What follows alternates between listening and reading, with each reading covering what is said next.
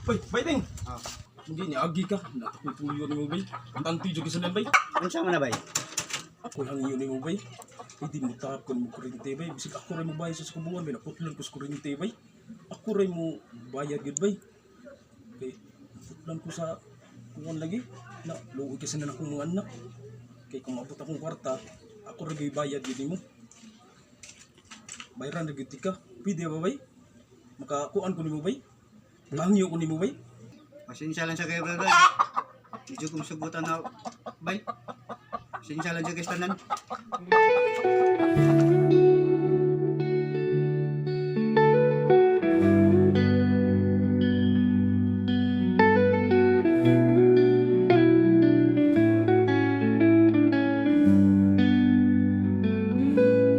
Napay kahayag nga mudan sa mangit-ngit kong kinabuhi.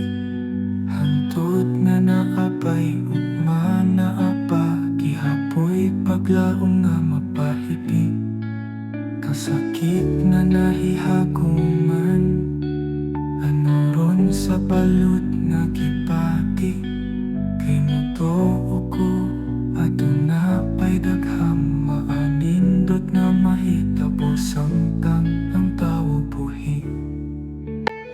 Sa bagyong udit, ngit-ngitanan way kurente tibok site, ikay na ning kamot para lang masagaan tibok site, dako kag labayad imong gabayaran. Karon, siga na. Karon ikay ngit-ngit, kay wala. Uway ni tabang sa piso. Ano na Sige ko ana na. Ay nasigiskot ana. Ako wala mo ko nagkuan sa akong tabang. Wala mo ko ngayog kapalit. Importante nga nakatabang ko. Okay lang ako. Ginoo nila mag-igo na ko.